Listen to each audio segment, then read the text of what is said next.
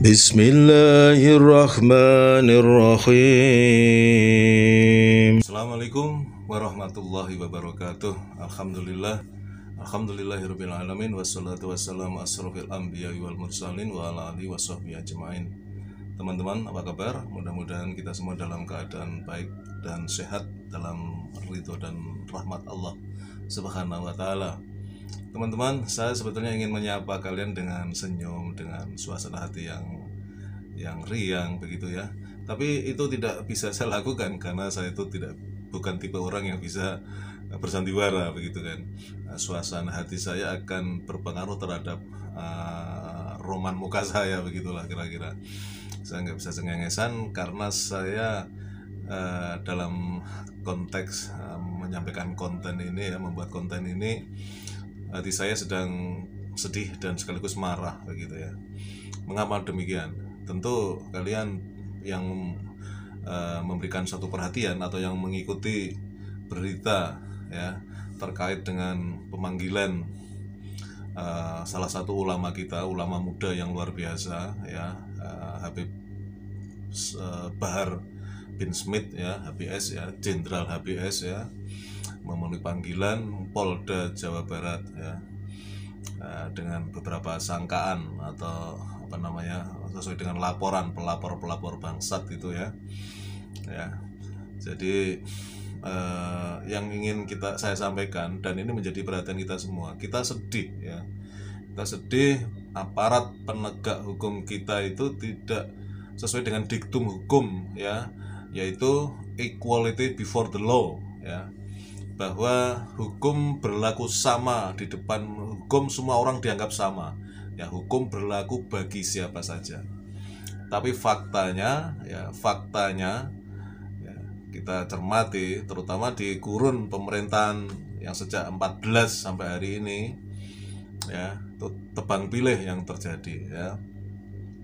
Jadi ketika laporan itu terhadap manusia-manusia terkutuk ya, yang kalau kita telusuri memang menjadi bagian dari sistem yang sedang berkuasa ya, para buzzer itu, mereka melakukan suatu penistaan. Contoh kita sebut saja, ada Armando, kemudian Denny Siregar ya kan, kemudian si bangsat Abu Janda laknatullah ya, kemudian ya beberapa orang tipe-tipe seperti mereka itu yang melakukan penistaan, penghinaan terhadap Islam, terhadap Allah, terhadap Rasulullah ya.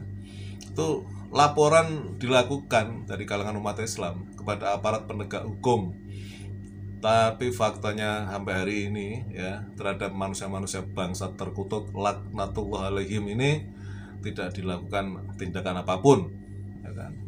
Padahal sudah jelas-jelas ya, apalagi yang namanya bangsat Abu Janda itu ya, si Permati Arya laknatullah alaih ya, itu yang terakhir kita cermati, dia masih berada di lingkungan markas penegak hukum ya, di lingkungan situ dia di salah satu ruangan ya kan. Dia menyatakan bahwa teroris itu beragama dan agamanya Islam. Itu sangat tendensius dan mengkaitkan Islam dengan teroris. Itu dibuat laporan ya sebagai penistaan agama. Tidak ada tindak lanjut ya. Sedangkan kita sudah tahu ini ya, imam besar Habibana HRS itu didolimi dengan sedemikian dolimnya ya, dalam konteks hukum ya, sesuatu yang beliau lakukan tidak dalam ranah pelanggaran hukum ya. Seandainya ada pun itu hanya diada-adakan.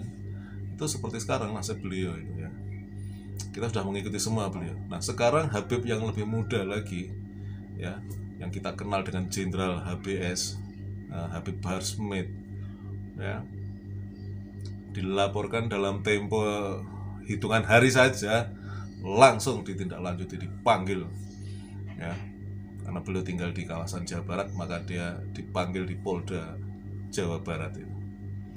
Ini luar biasa hukum dilecehkan sedemikian rupa, ya kan? Dan memang aromanya sekarang ini memang yang sedang berkuasa itu tidak suka dengan Islam, ya. Saya tidak ingin menyebut fenomena atau kecenderungan itu, tapi kita semua sudah tahu kiblat mana yang mereka pilih, yang mereka jadikan sebagai rujukan, sehingga kemudian tindakan terhadap umat Islam sedemikian dolimnya gitu kan, ya.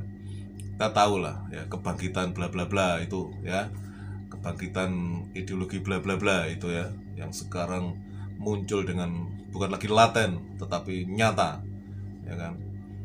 Dan kita duga,